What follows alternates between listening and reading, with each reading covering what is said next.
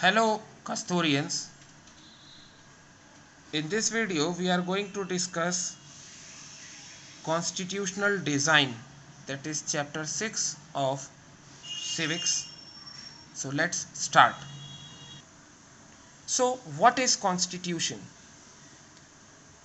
A constitution of a country is a set of written rules which are equally acceptable by all people who are living together in a country.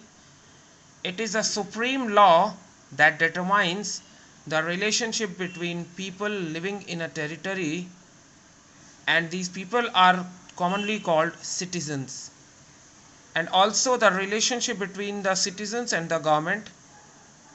A constitution serves many purposes.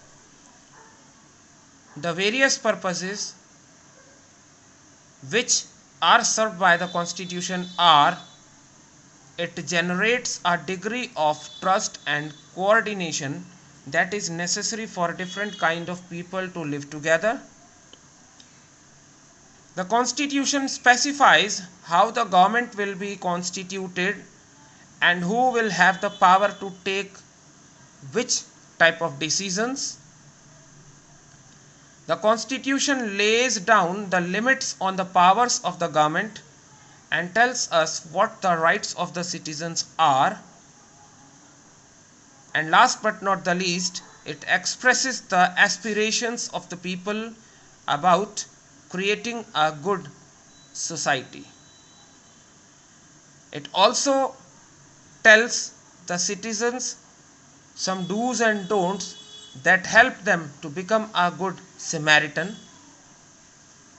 The Indian Constitution was made by the Constituent Assembly, and the freedom fighters who were the national leaders also, they took part, and on the basis of their experiences which they experienced during the colonial rule, they drafted the constitution.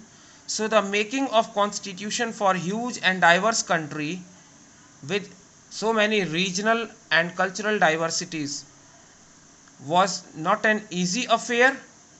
The people of India, they emerged from the status of subjects to that of citizens. The country was born through partition on the basis of religious differences, and at least 10 lakh people were believed to be killed on both sides of the border in partition related violence. The Britishers, they had left it to the rulers at the time of declaration of the independence. The rulers of the princely states were left free to decide whether they want to merge with Indian or merge with Pakistan, or they wish to remain independent. So the merger of these princely states was very difficult and uncertain task also. And when the constitution was being written, the makers of the constitution had anxieties about the present and the future of the country. Our national movement was not merely a struggle against a foreign rule, it was also a struggle to rejuvenate our country and to transform our society and politics. The main aim was to bring people belonging to different caste, different creed, different gender, and different regional disparities together to be working and acting like an Indian for bringing about the independence of our country. The familiarity with political institutions of colonial rule, it also helped to develop an agreement over the institutional design, and the experiences which were gained by the Indians in the working of legislative institutions, it proved to be the very useful thing for the country in setting up its own institutions. And the members of the Constituent Assembly, they were much influenced by the British Constitution, And many of our leaders, they were inspired by the ideals of French Revolution, like Raja Ram Mohan Roy, and the practice of parliamentary democracy in Britain and the Bill of Rights in USA. So they incorporated some good points of the constitutions of these countries in the Indian constitution. The leaders, they also got inspiration from the constitution drafted by Motilal Nehru and 8 other Congress leaders in 1928,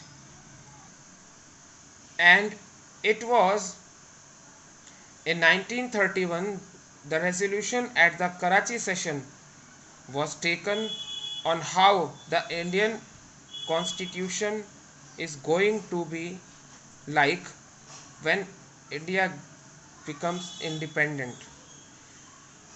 So this was how the Indian constitution was thought of, and then the Constituent Assembly was made, which drafted and finalized the constitution which we have for us in our country today. That's all we have in this video. In the next video we will be having more information about the chapter. Thank you and have a nice day.